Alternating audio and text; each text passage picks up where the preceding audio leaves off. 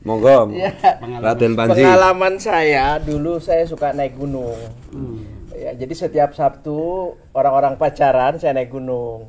Gunung beneran apa Gunung gunung? Gede, Gunung Pangrango. Itu setiap hari Sabtu saya selalu naik gunung. Karena saya sering naik gunung, saya kalau naik gunung tuh jam 10 malam. Sampai puncak Gunung Pangrango itu jam 5 pagi. Kemudian kita lihat matahari terbit. Nah, di situ kita merasa kecil gitu kan ya. Begitu melihat keindahan, itu ada jalan mobil-mobil tuh di puncak kelihatan gitu jalan ya.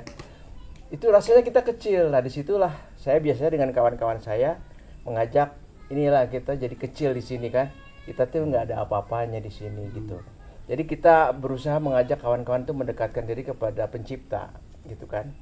Nah, karena saya sering naik gunung, tiap Sabtu naik gunung, lama-lama saya dikenal dengan juru kunci Gunung Gede Gunung Pangrango itu, namanya Nenek Komeng dulu. Zaman saya tahun 70 80-an tuh ada Nenek Komeng di sana juru kuncinya. Kuncian juru kunci ini benar. Jadi saya dikasih tahu sama Nenek Komeng. Nenek Komeng itu tiba-tiba manggil saya Den gitu.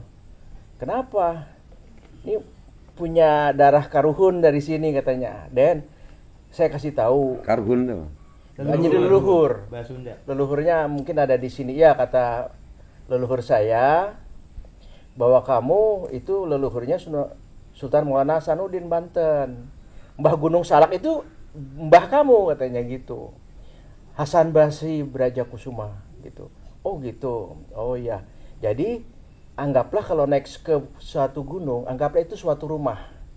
Jadi kalau kita masuk ke dalam rumah orang, kita harus permisi. Minimal baca assalamualaikum, permisi mau naik gunung. Menghindari kata-kata yang kotor, sompral, sombong gitu kan. Ah, ini mah kecil gitu. Itu biasanya nanti akan celaka. Biasanya kalau celaka itu kita diputer-puter. Setelah diputer-puter di gunung itu nggak sampai-sampai, itu saya pernah ngalamin. Akhirnya dihilang. Jadi pesan nenek, kalau kamu naik gunung bawa kawan-kawan boleh, tapi ajak mereka berdoa bersama. Nah, suatu saat saya pulang ke Jakarta, saya waktu itu masih Jakarta SMA. Lalu ada yang datang ke Nenek Komeng. Ada ekspedisi Gunung Gede Pangrango. Bener ini. Anak dari ITS Surabaya, UNER, UPN. Itu datang. Jadi tim pencinta alam Jawa Timur. Tiba-tiba Nenek Komeng itu ngasih alamat rumah saya. Gitu.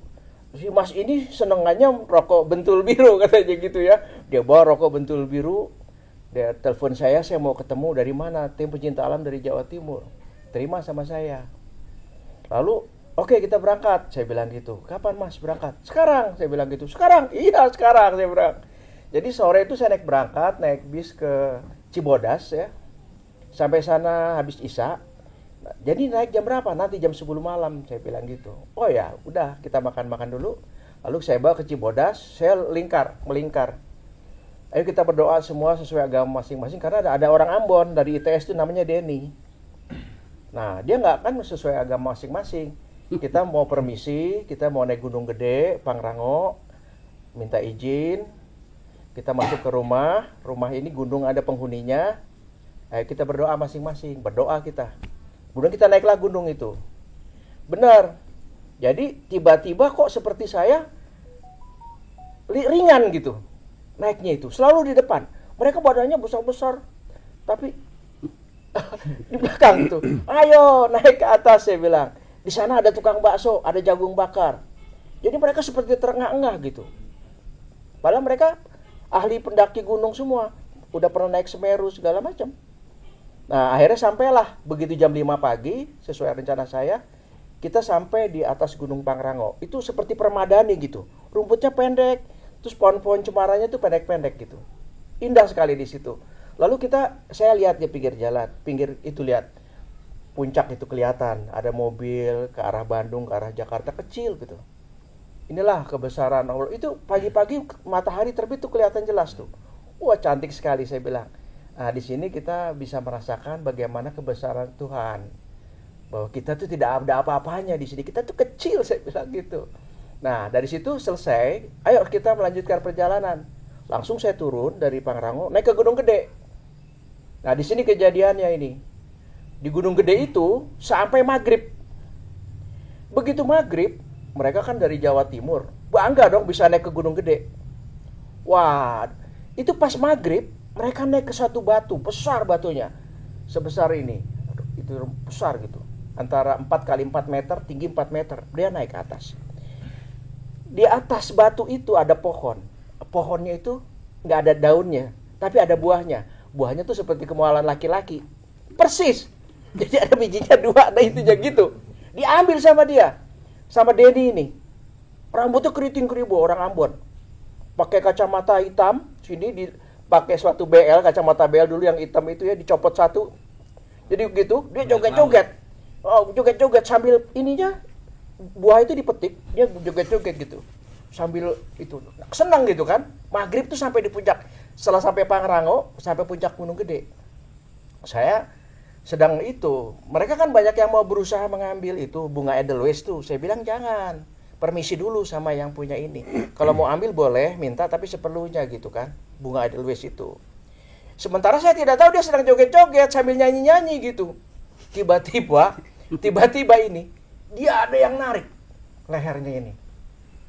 Ini nggak ada apa-apa, kakinya udah keangkat segini, leher lidahnya keluar panjang. Saya nggak denger. Wah, ada siapa tuh? Itu kenapa? Jadi dia itu ada yang tarik itu lehernya. Lalu, wah, itu namanya Doni, anak UPN Surabaya, lari. Dan kenapa kamu Dan, ditarik-tarik gitu, digelayotin gitu badannya, nggak mau.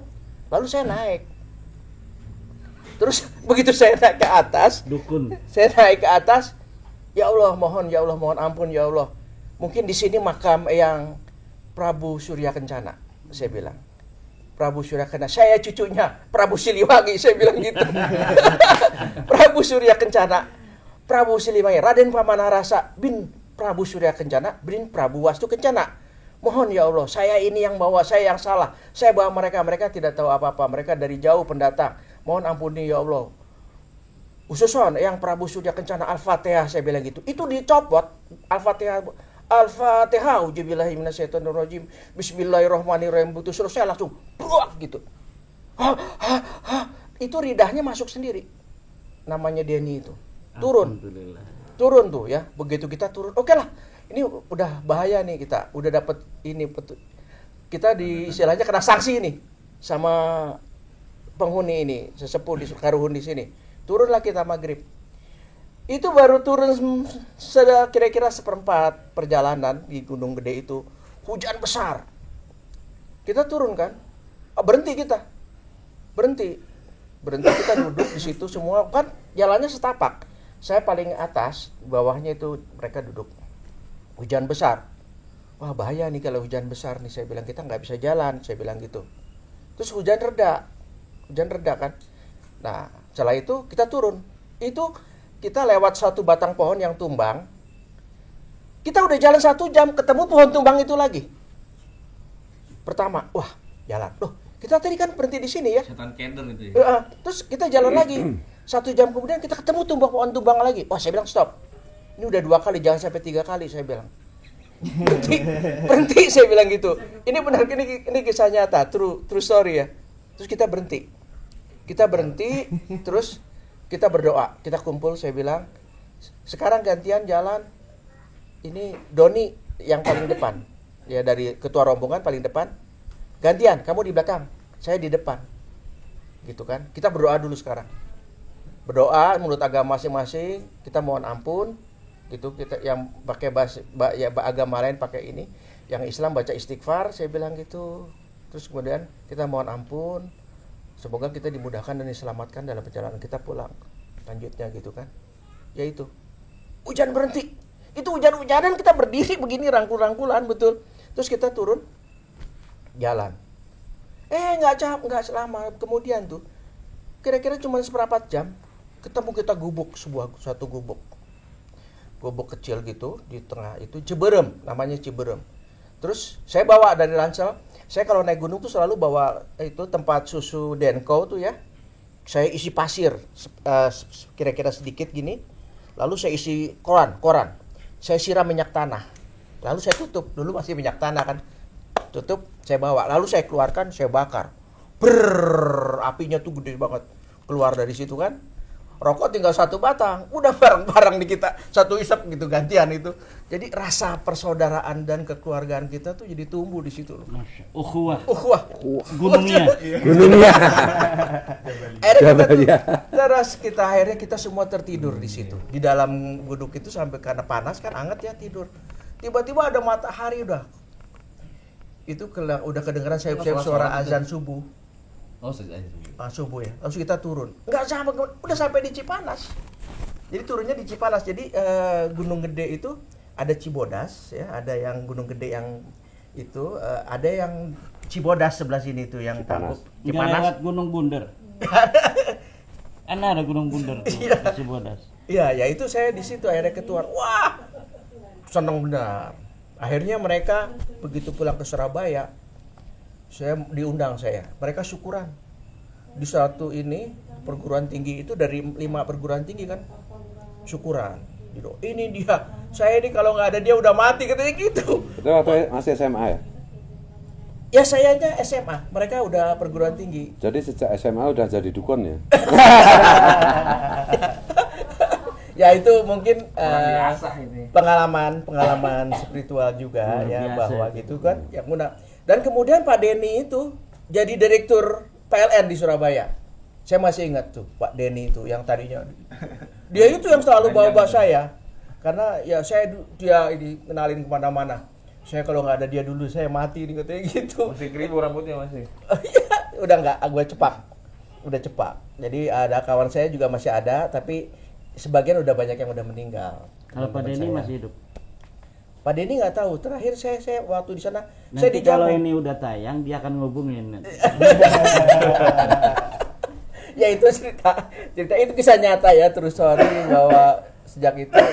Tapi setelah saya berhenti ya, nggak pernah naik gunung lagi. Terus saya berhenti merokok. Kemudian saya tidak ini. Saya tidak makan makanan yang bernyawa. Jadi sudah 23 tahun tidak makan makanan yang bernyawa. Vegetarian gitu. Jadi itu yang bikin saya ringan. Tapi karena saya berhenti ngerokok, jadi saya suka ngemil kan. Kebanyakan karbo, kurang protein. Proteinnya hanya dari telur. Jadi besar juga. Nggak pernah makan daging. Iya. Daging mentah. Mut aja. Jadi ya, saya lihat juga gajah kan vegetarian itu, kerbau, sapi kan kenapa besar ya? Ternyata karena makan sayuran aja juga jadi gemuk. Jadi kalau mau kurus, saya dengar katanya Cuma makan daging. Makan daging protein. Kalau mau punya anak laki-laki, banyakin makan daging. Kalau mau punya anak perempuan, banyakin makan sayur. Kayak kalau sayur itu kan asam. Kalau daging itu basah. Katanya begitu. Tapi kenapa paus makan plankton badannya besar? Nah itu, saya juga heran karena saya vegetarian. Begitu saya nikah baru umur 45, istri saya umur 37. Jadi umur 38 punya anak 1 perempuan karena saya vegetarian. Istri saya sampai, ini kok saya nggak pernah beli daging di rumah katanya. Iya jangan, saya bilang. Itu anak kita 1 butuh pertumbuhan, jangan ikut-ikutan saya bilang gitu. Makan aja bebas nggak apa-apa. Tapi khusus untuk saya, jangan dikasih ikan, daging, ayam, saya bilang gitu. Karena? Ya sampai jangan, karena saya vegetarian, udah terlanjur terbiasa. Jadi kalau Asalnya kadang-kadang vegetarian? istri saya. Karena apa? Nah, kepengen kurus itu. Ini gini, coba sekarang kebiasaan dirubah makan daging biar punya anak laki. Ya, nah gini. Jadi saya pada saat itu ya, saya sering senang puasa. Senin Kemis 40 hari 40 makannya itu cuma pisang sama air putih. Senang tirakat. Nah, pada waktu itu saya kebetulan mimpi didatangi Bung Karno. Jadi sejak umur 1 tahun Pak D.R. Sugandi itu kan ajudan Bung Karno. Pada saat dia ditugaskan oleh Panglima sebagai Kepala Dinas Penerangan Hankam TNI, menugaskan ayah saya. Pada saat itu Bung Karno sering ada percobaan pembunuhan. Nah, ayah saya ingin ikut gerilya pada waktu itu ceritanya. Lalu sama yang putri saya karena punya anak cuma 2 laki-laki, ibu saya mau ikut gerilya. Jangan, kamu nggak punya bekal apa-apa. Kalau kamu benar-benar mau ikut gerilya, kamu harus masuk Tebu Ireng. Saya bawa ke Hadratus Syekh Hasyim Asy'ari, yang saya bilang gitu. Karena yang saya kepala pengairan dan irigasi Jawa Timur. Tinggal di Probolinggo, Jalan Tunjung nomor 2. Lalu sebelumnya eyang saya itu di keraton, di Kasunanan. Jadi kata Bung Karno, coba itu kita merdeka, semua raja-raja yang ditahan oleh Belanda di Ambon kembalikan. Itu perintahnya dari itu Jatikusumo, Jenderal Jatikusumo, Kepala Staf Angkatan Darat. Lalu ayah saya sama eyang saya kembali. Setelah itu Bung Karno bilang, kamu mau tetap di keraton atau mau ikut saya? Ikut pemerintah katanya gitu kan. Oke, kalau kamu ikut pemerintah, kamu saya angkat sebagai Kepala Pengairan dan Irigasi Jawa Timur. Karena kita setelah merdeka ini nggak punya uang. Itu harus hidup. Ada nasionalisasi kan Inka, pabrik kereta api. Lalu ada pabrik kertas Leces Probolinggo. Lalu ada Madukismo, pabrik gula. Ini semua airnya dikuasai Madura katanya gitu. Siapa yang berani ngelawan Madura katanya gitu kan? Loh, Ini orang iya, Madura. jadi juga ada eyang saya kebetulan pernah jadi senopati di keraton. Jadi orang-orang Madura itu segan. Jadi eyang saya datang ke Madura itu. Ini tolong, kami baru merdeka. Kita nggak punya uang. Ini harus beroperasi nih. Pabrik Inka, kereta api harus berjalan. Tidak ada air. Pabrik kertas Leces butuh air, nggak ada air. Itu juga nggak ada. Itu kepala-kepala itunya dipanggil. Tokoh-tokoh orang Maduranya itu. Siapa Pak Pentol? Jadi yang saya dipanggil Pak Pentol gitu. Jadi oke. Jadi diaturlah air supaya bisa mengairi pabrik-pabrik. Hubungannya itu. dengan vegetarian tadi apa? Nah itu. Nanti dulu. Pasrahnya belum. Pasrahnya lagi nunggu pasrahnya. Sabar dulu. Es biru. Nah, setelah itu ayah saya dimasukkan ke Tebu Ireng. Tuh. Dididik oleh Di sini ada Oh. dilatih oleh Nanti muter lagi. Jadi disuruh tirakat, suruh puasa, muti 40 hari 40 malam segala macam. Setelah itu semua sudah selesai istilahnya, teori gitu, tinggal praktek. Ini dia ada kali dekat Hadratus Hashim Asy'ari itu di Jombang itu ada pertemuan antara Kali Bratas dengan Bengawan Solo. Itu banyak buayanya di situ. Jadi ayah saya suruh nyemplung di situ. Jadi kumkum selama 7 hari 7 malam. Itu iya itu benar. Ya, ayah saya cerita begitu. Tapi ilmu ini nggak bisa diturunkan katanya. Lalu Hadratus saya itu berdiri di pinggir kali, dia berdoa. Lalu buaya-buaya itu menyingkir. Nah ayah saya di situ 7 hari 7 malam suruh kumkum. Itu air ver gitu kan. Kadang-kadang kalau ada pohon tumbang oleh buaya itu bentuknya dipinggirkan gitu supaya tidak ke ayah saya. Masya Allah. Jadi itu. Jadi 7 hari 7 malam tuh begini aja di depan air. Luar biasa. Iya, terus sudah gitu. Bah, kamu sekarang boleh ikut gerilya. Kirimkan salam dari saya Hadratus Hashim Asy'ari ke Bapak Ibu yang Sastro Sudiro kan.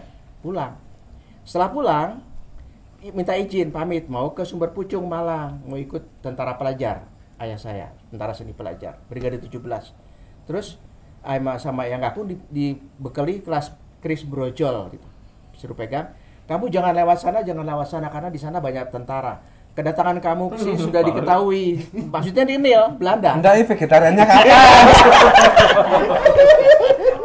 belum sampai situ. Sabar Belum. Ceritanya belum sampai Masalahnya situ. belum. Kok yo Belum. sabar.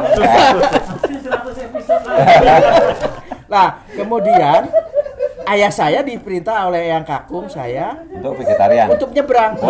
Nyebrang kali yang ada kali yang besar itu. Siap. Nah, begitu ayah saya nyebrang muncul, itu ada 4 kenil jaga. Nah, itu mungkin kenilnya para Ba'alawi itu. Dia pegang brand gini. Begitu ayah saya muncul, disikat pakai itu. Habis. Lah. Ayah saya bilang, "Ya, mati aku. Ya Allah, mati saya. La ilaha illallah." Tapi enggak. Itu pelurunya cuma gitu kayak angin. Wes. Itu mungkin karena kumkum itu ya. Nggak tahu itu. Terus tiba-tiba mereka begitu habis pelurunya, setan, dilempar tuh brandnya. Ya, dilempar tuh brand. Mereka lari, setan gitu kan. Diambillah sama ayah saya tuh 4 senjata brand itu. Diserahkan ke kakaknya di Sumber Pucung, Pak DR Sugandi, ajudan Bung Karno. Loh, kamu dapat ini senjata dari mana? Loh, nggak tahu orang saya ditembaki, saya kira saya udah mati, ternyata pelurunya habis. Ya saya bawa, saya kasihkan. Bung Karno pada waktu itu sedang dalam masa percobaan percumbuhan. Udah kalau kamu sini. Saya minta sama Bung Karno karena saya mau ditugaskan menjadi kepala dinas penerangan TNI. Kamu yang gantikan saya, gitu. Ayah saya masuk Cakrabirawa waktu itu. Lalu jadilah ajudan Bung Karno. Jadi kata Hadrutus Hasyim Asy'ari, kalau kamu harus tidak boleh lebih dari 3 meter dari Bung Karno. Jadi, tempel gitu. Itu jadi kalau kakeknya yang ditembak itu. enggak Bung Karno. Jadi kalau Bung enggak Karno, yang ditembaki yang dikira kakak bapak saya. Bapak. Bapak. Gitu. Terus Hadratus Syekh. Ya bapak itu Tokohnya tadi kan bapaknya Hadratus Syekh. sama Terus Pak D. Bung Karno. Pak Edi Era Sugandi. Kan ada Bung Karno juga, Pak. Pak Bung Karno, Pak D. Pak D saya itu kan 4 orang ini ya, tokoh utama. Lah ya, satu ini yang vegetarian yang mana? Sabar boleh. Nah, sejak itu Ini sejarah yang belum ada tentang Hadratus Syekh ditulis itu. Oh iya. Belum ada ini. Betul. Iya, untold story. Iya, Untold benar. story. Saya judulnya salah, vegetarian. nanti sampai ke sana, sampai Oke, ke sana nanti. Sabar. Sabar. Jadi setelah itu, Belanda masih jauh. setelah itu ya ayah saya ditugaskan. Lalu karena ayah saya merasa, wah ini tugas berat, ya kan? Beliau menghubungi ke gurunya kan, Hadrotus Hasyim Asy'ari. Ini bagaimana nanti kalau Bung Karno kata, kamu tidak boleh lebih dari 3 meter, harus dekat sebagai ajudan, harus tempel. Itu ternyata kalau misalnya ada yang membunuh Bung Karno, itu karena dekat, itu nggak kena terus. Jadi pelurunya tuh seperti yang di itu ayah saya gitu loh. Nah selesai, itu kan. Sejak umur 1 tahun saya selalu diajak ke istana. Jadi saya makan apa juga udah pernah lah. Ini hubungannya nih. Wah, ini baru Makanan dari semua itu, Oke. Eropa, Amerika gitu saya udah coba lah gitu kan. Siap. Karena dari umur 1 tahun. Lalu kemudian saya pulang, kemudian ayah saya pada waktu itu ini ya udah purnawirawan, gitu kan. Terus tiba-tiba saya bermimpi ketemu Bung Karno. Dalam mimpi itu saya seakan-akan sedang makan di dalam istana, prasmanan gitu, pesta kenegaraan. Terus saya bilang, monggo dahar, Bapak Presiden. Tidak, terima kasih, saya tidak mau makan. Ibumu sedang sakit, ya gitu kan. Kamu datang, pakaian yang rapi, seperti setiap kamu datang ke istana. Gus Dur mau dijatuhkan. Pada saat itu Gus Dur mau dijatuhkan. Jadi saya sudah diberitahu, saya tidak setuju Gus Dur dijatuhkan secara fisik, tapi kalau secara konstitusional silakan. Kamu datang ke sana. Loh, udah, datang aja. Perintahnya datang. Saya datang ke DPR. Itu saya pakai jas rapi kayak mau ke istana. Itu nggak ada yang lihat saya katanya. Nggak ada. Jadi saya naik langsung ke gedung DPR. Ke atas, ke puncak. Lalu saya berdiri di depan DPR karena pintu DPR udah ditutup kan. Sedang ada pemilihan waktu itu Gus Dur Mega Iya, gitu iya. kan. Begitu saya masuk, ada satu orang pas pampres keluar. Loh, ini kan saudaranya Mbak Mega toh. Ayo masuk, kenapa kamu di luar?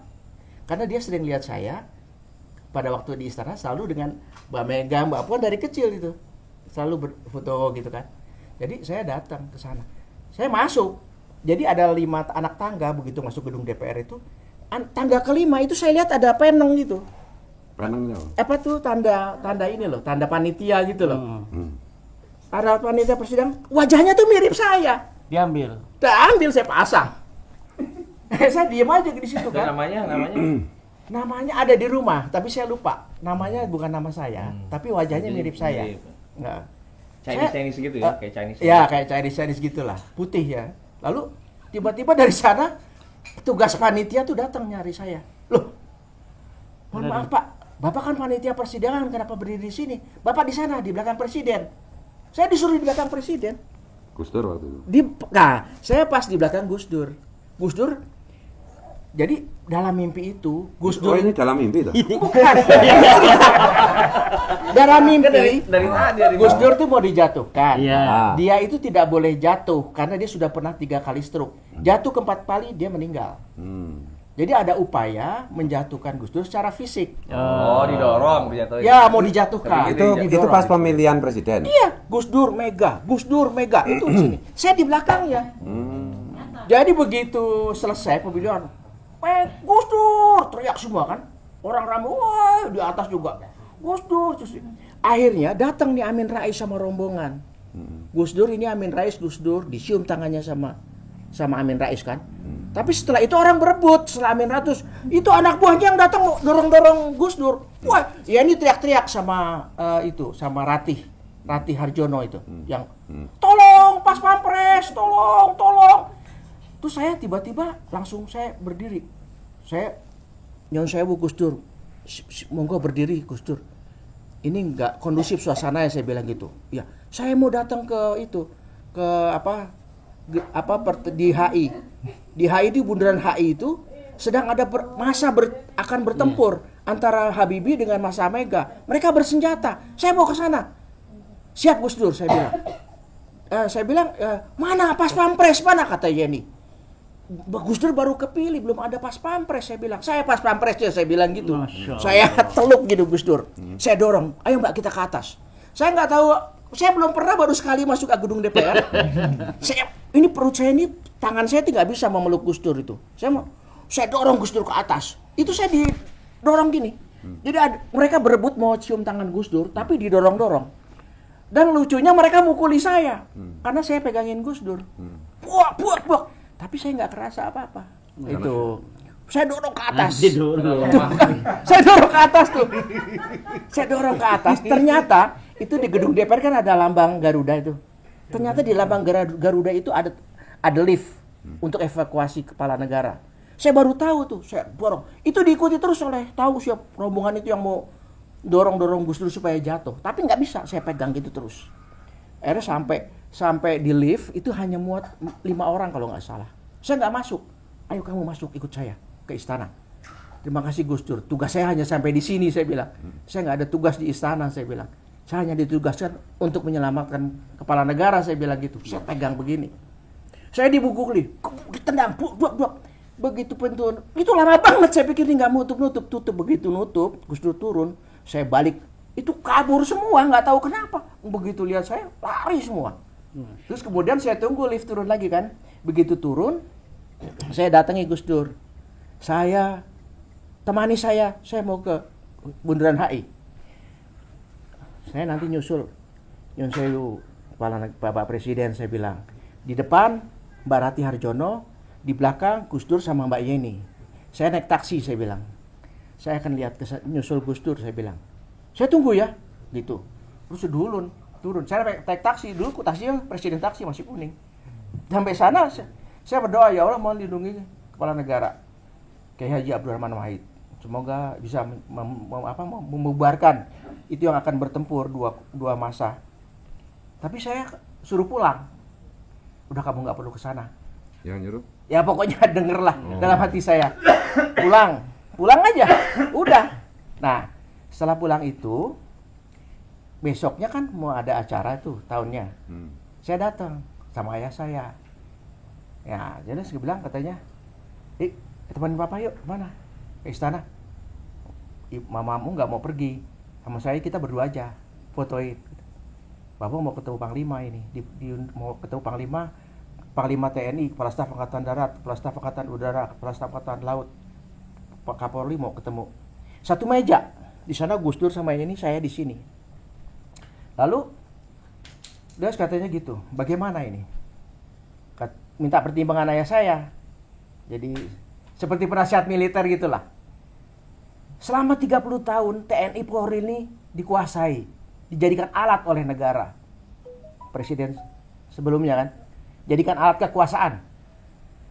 Ini persoalan ini sebaiknya TNI Polri tidak ikut campur lagi. Jadi sudah ditakdirkan Gus Dur ini akan dijatuhkan, tapi kita tidak setuju kalau dijatuhkan secara fisik, tapi kalau dijatuhkan secara konstitusional silakan. Kita harus netral dan tidak boleh ikut campur. Siap katanya gitu, kata Panglima. Itu Panglimanya Tiasno Sudarto masih ada, masih hidup sekarang. Jadi kebetulan itu Ini katanya, sebagai tanda kehormatan saya sebagai panglima, itu sendok nasi dituangin ke ayah saya. Habis ketuangin saya ke saya kan malu, saya ini siapa? Gitu loh. Terus ketuangin ke kepala staf angkatan. Terus biar panglima saya sendok. Tidak apa-apa. Saya sebagai kriminal sekali-sekali dong nyendokin nasi kan. Kepala staf angkatan darat, laut, udara, kepolisian. Satu meja tuh kita. Lalu kita makan. Itu makanan itu. Semua restoran terbaik di Jakarta tuh ada di situ. Eropa, Amerika. Terus setelah itu saya dulu nasihati sama panglima. Dek katanya. Sekarang semana? Masih sekolah atau kuliah? Ya. Saya ini bisa jadi jenderal karena bapakmu katanya. Bapakmu nih yang gembreng saya. Segala macam masuk pahit, getir, kasih manis segala kesulitan saya hadapi sampai saya bisa jadi jenderal. Jadi kamu kalau mau jadi orang kamu harus prihatin. Duak, langsung saya seperti ketiban petir itu. Duar gitu kayak waduh. Saya nih orang mendengar juga ya petirnya. Ya ini, saya kan di dalam satu meja. Satu meja ini. Enggak petirnya itu yang dengar jenengan piyambak. Iya, maksudnya saya seperti itu. Oh, seperti itu. Oh, ya. Rasanya Siap. gitu loh. Oh, rasanya ada ya. Jadi Dek, Harus saya penonton harus tahu ini. Kamu harus prihatin. Dalam hati saya prihatin apa kan? Dalam hati toh. Terus akhirnya kamu ini jadi kalau mau jadi orang harus prihatin, harus bisa riadoh lah. Nah, terus saya seperti ini, wah kalau gitu saya riadoh tarkuruh aja kan. Saya suka dulu saya waktu masih SD tuh di depan saya pesantren soalnya kan. Saya suka main di pesantren gitu. Jadi kalau mau ngaji supaya suaranya nggak gagap itu kan suruh tidak makan makanan yang bernyawa. Nah pada waktu itu di pesantren itu, ya gitu kan. Jadi saya ingat, wah kalau gitu saya itu aja lah riadoh tarkuruh. Riadoh tarkuruh kan tuh meninggalkan makanan yang bernyawa. Saya pikir saya dari umur 1 tahun ini makan semua udah saya coba. Bahkan saya pernah dikirim ke Jepang tahun 86. Itu restoran yang paling tinggi di Tokyo, itu di atasnya ada restoran Nirwana, itu segala macam makanan, itu restoran paling mahal di dunia. Saya udah pernah makan bersama menteri, bersama perdana menteri, saya pernah dikirim ke Jepang. Saya pikir saya memang kurang prihatin, saya bilang, makanya saya akhirnya mulai saat itu saya niat, mulai saat ini saya tidak akan makanan yang bernyawa. Itu kesimpulan akhirnya. Akhirnya sampai vegetarian. Baik, untuk selanjutnya Kang Mas tuh bagus. Enggak, soal vegetarian ini ada teman saya juga vegetarian. Jadi kamu vegetarian? Iya, udah. Oh, sejak kecil saya. Tak suku sate gini, lo katanya vegetarian. Lo iya, saya vegetarian. Lah kan kambingnya makan rumput. Saya kan cuma